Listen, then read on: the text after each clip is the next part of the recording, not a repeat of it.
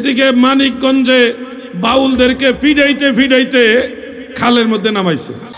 প্রিয় দর্শক, একজন বাউল সমর্থক দেখতে পাচ্ছেন পানিতে সাঁতার দিয়েছে।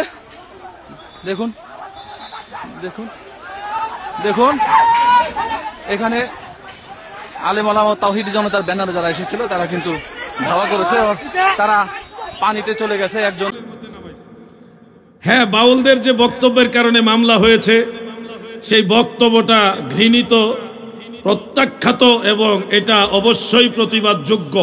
আল্লাহ তাআলার শান ও আজমতের ব্যাপারে এই ধরনের শব্দ চয়ন গ্রহণযোগ্য না। সেই নিরিখে যেই মুফতি সাহেব মামলা করেছেন, প্রশাসনের কাছে দ্বারস্থ হয়েছেন, আমরা তার সাথে সহমত পোষণ করছি, তাকে সাধুবাদ জানাই। কারণ আল্লাহর ব্যাপারে, আল্লাহর নবীর ব্যাপারে, ইসলামের মৌলিক ব্যাপারে কোনো ধরনের কনসিডার করা যাবে এবং সাথে সাথে ইসলামের সৌন্দর্য হলো তাকে ফিরে আসার, ভুলটা সংশোধন করারও সুযোগ দিতে হবে। একটা ভুল করলেই যদি তাকে ফাঁসি দিয়ে দিতে হবে, এর চেয়ে বড় বড় ভুল তো আপনার আর হুজুররা করছে, ওগুলি কি করবেন? মানুষকে সংশোধনের সুযোগ দেন, মানুষকে ভালোবেসে তাকে ফিরে আসার, সঠিক জিনিসটা গ্রহণ করার সুযোগ দিতে হবে, ঠিক কিনা? আইনের মাধ্যমে, ধারাবাহিক শৃঙ্খলার মাধ্যমে, সিস্টেমে তার একটা বিচার হবে, তারপর একটা সমাধান হবে, তার ফিরে আসাটা, ইমানে পরিপূর্ণ রাস্তায় ফিরে আসাটাই হলো আমাদের চাওয়া। এখন আপনি তার অনুসারীদেরকে পিটাইতে পিটাইতে খালে নামাইবেন, পানিতে লাফায় পড়তেছে জান বাঁচাইবার জন্য, তাহলে আপনি আর মামলা করছেন কি জন্য? আইনের কাছে দ্বারস্থ হয়েছেন কেন?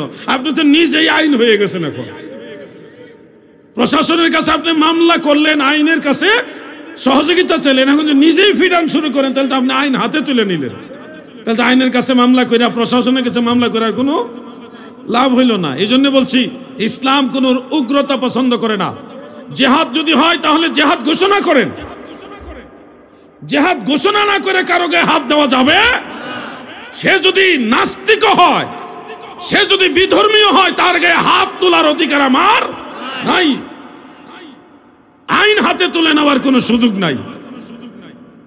আল্লাহ তাআলার দয়ায় আমরা দ্বীন ইসলামের মধ্যে আছি, শান্তির ধর্মে আছি, সবচেয়ে উত্তম ধর্মে, একমাত্র মনোনীত ধর্মের মধ্যে আমরা আছি।